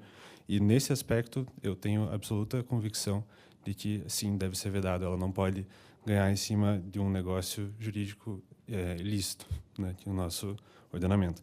Então, o lucro é importante nesse raciocínio, e se distingue se a Via Paz fosse uma associação, porque daí torna-se outra pessoa jurídica.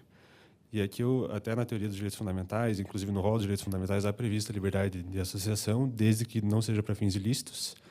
Mas essa questão, que eu acho que talvez seja o cerne para se diferenciar, é que a pessoa pode se associar, ela pode se manifestar pela causa do suicídio assistido, mas ela não pode vir a realizar com base a partir da associação. A associação ela tem um certo distanciamento. Ali você reúne pessoas com ideais próprios. Você não está exatamente realizando a conduta.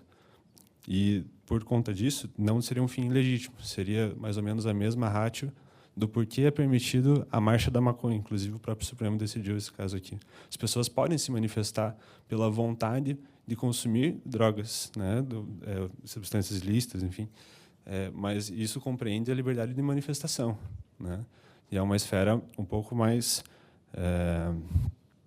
não tocada do direito à associação, e eu acho que seria nesse sentido, daí não seria ilícita. Inclusive, há várias associações no Brasil, nesse momento, e não só com relação ao suicídio assistido, mas como aborto, né?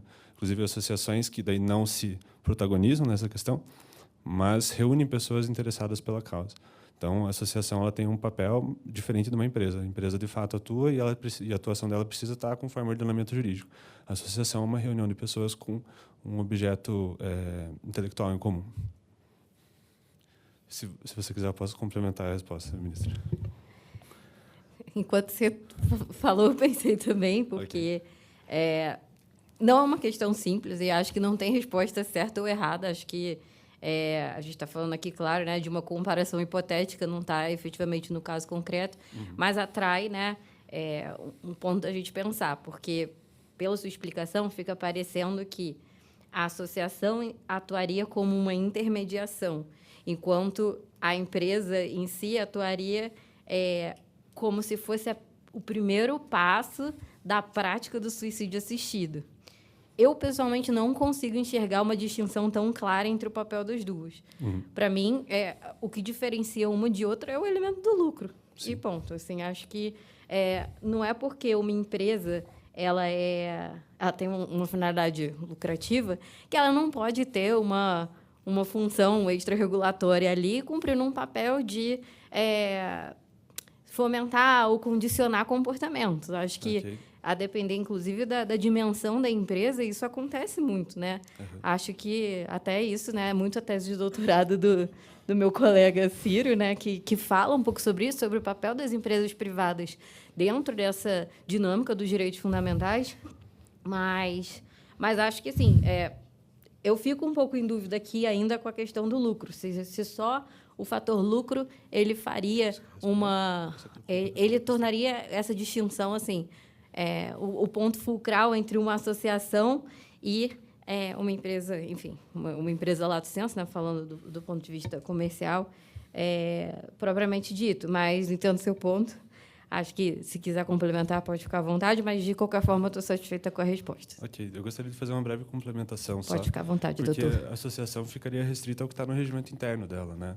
E, de fato, a empresa ela teria um aspecto mais amplo de atuação, necessariamente precisa ter essa previsão. E, com toda a vênia, ministra, eu acho que afirmar que a associação intermedia, eu acho que é um salto lógico. Eu acho que a associação reúne, ela não intermedia. Mas aí, só te cortando, assim, essas associações, por exemplo, de aborto, que eu tenho um pouco mais de conhecimento por já ter lidado, elas literalmente intermediam. Elas fazem o contato da mulher que procura aqui com uma entidade no exterior que faz a prática do aborto de maneira legalizada e fazem exatamente o que a Via Paz faz, mas sem fim lucrativo. Fazem toda a viagem e enfim... E eles têm financiadores, patrocinadores que vão custear a viagem dessas mulheres. Então, assim, em termos do que faz de finalidade, eu acho que não tem tanta distinção prática. Acho que o que é realmente o elemento diferenciador é o elemento do lucro. E, assim, esse pode ser um elemento de diferenciação legítimo. O meu ponto aqui só é que a Lei 99.999 ela não traz esse ponto de maneira explícita. Por isso que os senhores, como representantes do Estado, eu gostaria de ouvir desse ponto, mas fico satisfeita com a resposta. Eu agradeço o esclarecimento e acho que daí a gente concorda, talvez, na constitucionalidade da lei. Né? Ok, muito obrigado. Apenas um breve complemento aqui também. A gente pode também sair da perspectiva do lucro para extrafiscalidade política. De qualquer maneira, é competência do Estado e a diferenciação de associação à empresa acaba que, sobre esse viés, não é tão pertinente, que é a limitação de direitos, autonomia privada, que seja, em prol de um bem maior, nesse caso, que é a vida. Seria uma espécie, então, de paternalismo aceitável, paternalismo razoável, que eu acho que se aplicaria para ambos os casos. Muito obrigado. Agradeço a vossas senhorias. Vou pedir 1 minuto, então, que nós vamos nos reunir para deliberação e retornamos já com o resultado da nossa etapa complementar.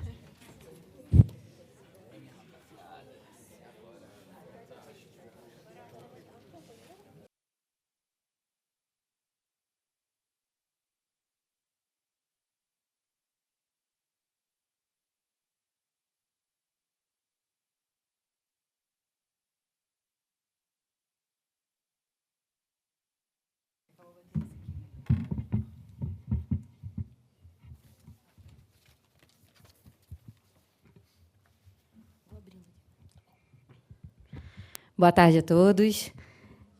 Declaro aberta a cerimônia de encerramento da etapa complementar do primeiro STF Multi.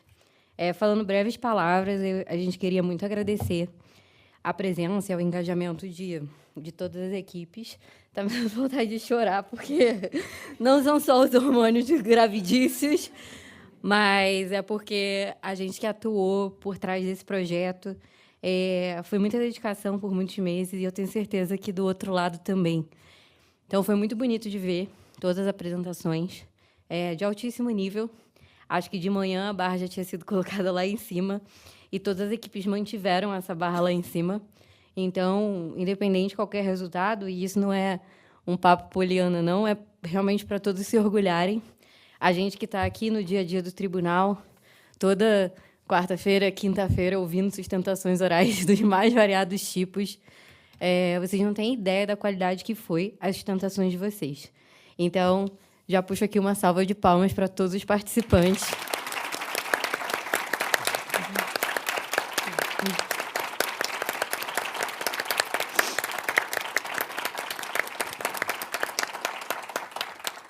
É muito orgulho para nós, acho que nós 4 da mesa, como professores de Direito Constitucional, de Direito Administrativo, de Direito Processual, tem de tudo aqui um pouco, de vermos assim, uma nova geração empolgada, engajada, e a gente sabe que, no contexto do ensino jurídico hoje, são eventos participativos como esse que estimulam. Tenho certeza que vocês vão lembrar de Jairo daqui a 20 anos e de casos de suicídio assistido. Eu sempre lembro que, na minha graduação, no MUT que eu participei, era o caso do Cesare Battisti de extradição, e sei até hoje esse caso como ninguém, assim. Então, tenho certeza que sempre que vocês esbarrarem nisso, para o resto da vida, vocês vão lembrar desse dia.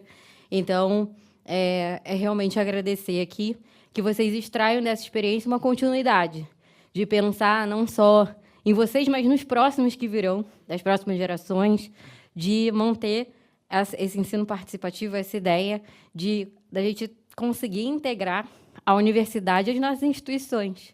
No fim das contas, o STF Multi ele é de um projeto maior que se chama STF na Universidade, que é para integrar as universidades ao Supremo. Então, nosso desejo, assim, nosso desejo ambicioso, é que esse seja um projeto, né, que seja permanente, de certa forma, para estimular o estudo de precedentes, para aproximar vocês do dia a dia da corte. Então, muito obrigada pelo engajamento, pela participação e pela ideia dessa etapa complementar também, que nós abraçamos com muito gosto.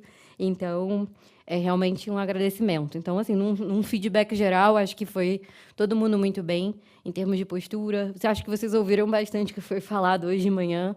Então, a gente viu isso refletido aqui. É claro que, fazendo até coro ao que o ministro Barroso falou hoje de manhã, muito disso é preparação. Não é talento nato, não é dom. Uns falam mais livremente, outros menos, mas a preparação faz toda a diferença. Então, acho que essa lição a gente tira para a vida e sempre tentar achar ali um equilíbrio, né, entre um pouco o teatral lírico poético e o conteúdo de mérito do que a gente está falando. Porque acho que as melhores sustentações orais que eu já vi na vida foi de quem acreditava no que estava falando. E isso faz toda a diferença, assim, de você acreditar, de você saber o que você está falando. Então, esse é um feedback geral. E parabenizar a todos. E agora, para a parte que interessa, passar a palavra para o Ciro para começar a anunciar os resultados. Bom, vamos lá, ninguém está nem querendo muito saber, escutar a gente falar, nada, está só ansioso pelo resultado. Mas eu queria, antes, e aí só para criar um pouquinho mais de ansiedade, e tornar esse momento ainda mais especial, e acho que queremos assim realmente dividir que esse é um momento muito especial aqui para nós, de tê-los aqui conosco. A gente teve 382 faculdades de todas as regiões do Brasil inscritas, e vocês aqui, entre... Então, já são todos muito, muito, muito vitoriosos, vitoriosas. Acho que vocês precisam mesmo voltar, né, para casa com essa sensação mesmo de dever muito, muito bem cumprido. E cumpriram esse papel de uma forma brilhante mesmo. A gente, às vezes, até se esquece aqui que a gente estava diante aqui, né, de alunos, estudantes que ainda estão nesse processo de formação. E aí, por vezes, eu me pegava aqui pensando que a gente vai ficando, ao longo da vida, um pouco mais desinibido, porque a gente vai treinando, né, e a gente vai colocando esforço nessa nossa atividade, que é uma atividade de convencimento, né, de usar, que nem o ministro Barroso falou hoje pela manhã, a gente organizar as palavras para que a gente consiga convencer, persuadir os outros. E aí, a gente, claro, vai treinando ao longo da vida isso, mas vejo aqui que a gente tem aqui todos vocês, né, assim, com um potencial mesmo incrível, e alguns até que eu já vi, assim, já estão prontos, né, prontos aqui para chegar ali no plenário do Supremo Tribunal Federal para exercer essa atividade tão bonita, que é a atividade de entender o direito. E acho que quando fizemos aqui, né, entender o direito, saber o que ele é, e na verdade, aqui na beleza do direito constitucional, que é isso, né, dar consistência e concretização a todos esses direitos e garantias que temos na nossa Constituição. E aí, quando fizemos aqui, né, e pensamos nesse caso, coitado, né, o Jairo é o nome do meu pai, né? Ele mal sabe ainda, né? Assim, nem contei isso a ele, dividir que ele é um doente, né, em estágio terminal. Mas assim, a gente precisa sempre recorrer das nossas referências assim, para poder construir, ter criatividade nas questões. Mas queria dizer isso, assim, né? Pensamos num caso assim que a gente tivesse, né, a possibilidade de interpretações diversas e aproximações que eram todas absolutamente sustentáveis e razoáveis, e assim, e acho que o caso permitiu isso, né? A gente viu aqui ao longo dessas sustentações exatamente isso, né? Defesas, né, de duas compreensões absolutamente adequadas. E, no fundo, quando a gente trabalha para argumentação e para convencimento, não existe, né, argumento assim, correto, né, ou errado. Na verdade, o que existe, na verdade, é aquele argumento que ele é consistentemente estruturado. É isso, assim, a nossa posição aqui ainda, né, de realizar perguntas e indagações também muito difícil, né?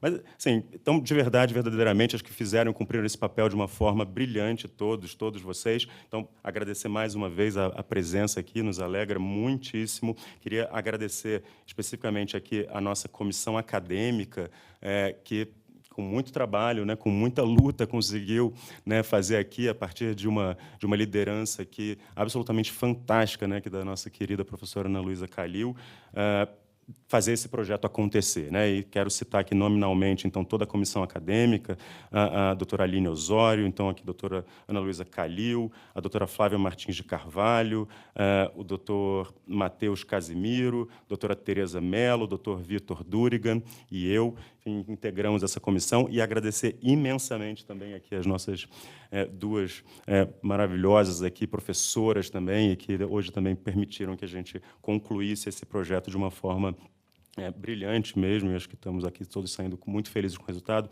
Doutora Cristine Petter, doutora Trícia Navarro, muitíssimo obrigado aqui pela presença e pela disponibilidade de tempo. E aí agora, então, sem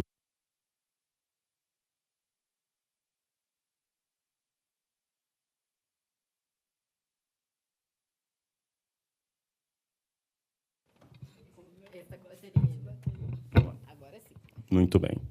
Então, começando aqui pelo ou pela melhor orador ou melhor oradora, e aqui por uma decisão que foi por unanimidade aqui da banca examinadora, o candidato ou a candidata é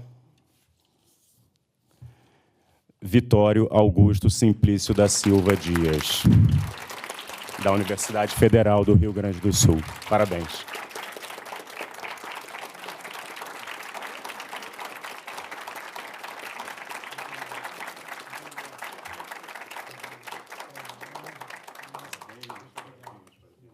Muito bom. Muito bem. Parabéns, Vitória. Incrível. Chama aqui, Tereza. Vocês estão... Parabéns.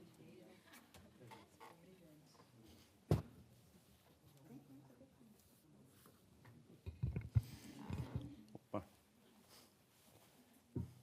Vamos. Muito bem, parabéns. Depois a gente distribui a todos, né? Bom, e aí, seguindo aqui, em terceiro lugar,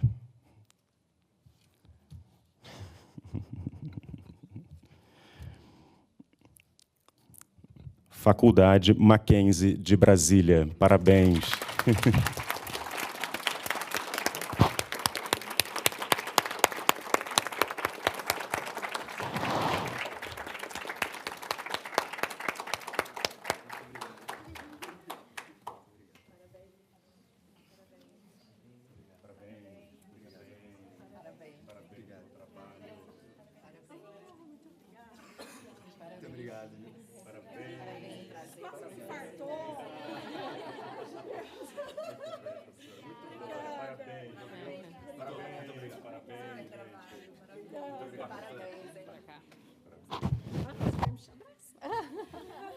Parabéns, gente. Obrigada. Por toda a dedicação. Imagina, que isso. Obrigada. Parabéns para você. Obrigada. Uma boa escolha. Vou ficar em pé aqui. Nós não teremos a premiação das peças? As peças, na verdade, a gente vai encaminhar os certificados depois, vão ser todos já enviados depois, posteriormente.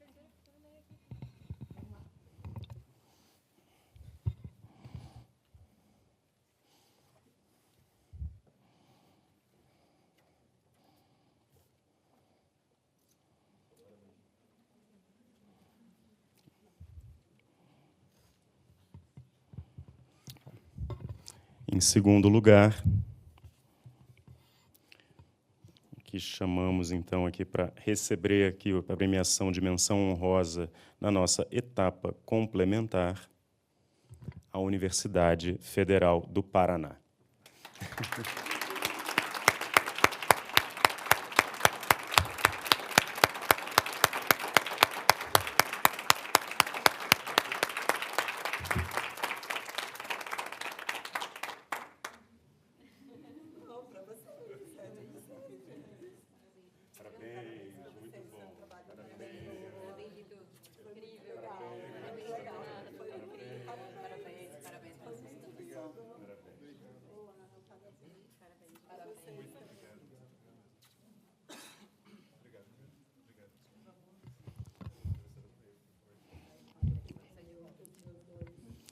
E agora... Opa. Ah. Então, e agora... Ah, perdão. Eu já estou ansioso, olha, tá vendo? Parabéns, parabéns, parabéns. Bom, e fechando aqui, para encerrarmos aqui a nossa sessão da etapa complementar do nosso primeiro julgamento simulado do Supremo Tribunal Federal, STF-MUT. Chamo aqui para receber a premiação de menção honrosa da etapa complementar pelo primeiro lugar, a Universidade Federal do Rio Grande do Sul.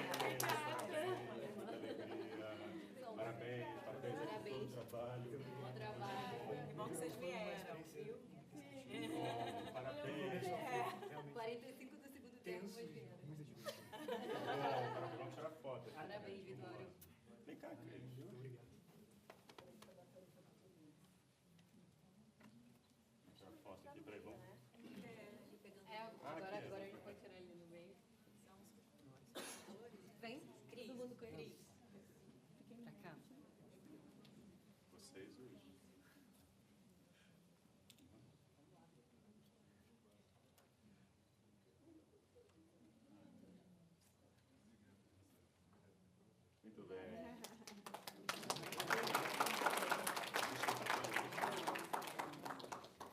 Sério? A gente tem o quê? Quantos por... Não sei.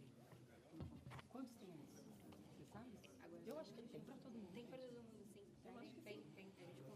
Ah, é? Eu acho que tem. E aí eu vou pedir só que, na verdade, todos os oradores e oradoras, é isso? Ou são todos os alunos? 21. Ah, todos os alunos? Então, na verdade, todos os alunos, né, que estão inscritos pelas equipes, na verdade, a gente vai entregar aqui, como agradecimento e parabéns pela atuação, esses nossos cadernos aqui da nossa edição aqui do Supremo Tribunal Federal. E, mais uma vez, agradecer a todos, todas, alunos, professores, professoras, assim, por toda a participação, empenho, esforço de chegar até aqui e que a gente consiga tornar esse projeto, né? Estamos aqui já com a doutora Christine Petter, né, assim, do gabinete do ministro Fachin, nosso ministro futuro presidente aqui do Supremo, que assim que esse projeto, né, fazemos votos que ele continue e que gere esse engajamento tão bonito que foi realizado em todo o Brasil, em todo o país. Muitíssimo obrigado e declaro aqui, então, não. Ainda não. Último recado, porque sendo a interlocutora de vocês durante alguns meses, eu sei que essa pergunta vai ser feita exatamente em seguida do encerramento. As notas de todos vão por e-mail já, tá? As notas vão por e-mail com tudo direitinho. E essa a nota que vai por e-mail é a nota final, considerando a média de nós 4. Então, cada um de nós preencheu uma ficha de avaliação. A gente vai mandar essa ficha também para vocês estarem cientes de como era a ficha. E aí vai ter a média final, somando as fichas de todos nós. Então, a nota considerou as 4 notas, dividido por 4. Então, só para vocês saberem. E que foi muito apertado, como vocês podem imaginar. Então, logo depois, e último recado burocrático, a gente vai disponibilizar, aí não sei se, enfim, daqui a uns dias, um sistema para gerar o certificado de participação. Então, vai ser um sistema eletrônico, é só botar o nome completo e eu acho que o documento de identidade, e aí o sistema gera já com a assinatura eletrônica, com as horas complementares, tudo. Então, só para recados práticos que eu sei que vão surgir. É isso, gente. Agora, efetivamente, declaro encerrado o primeiro julgamento simulado do Supremo Tribunal Federal. Muito obrigada.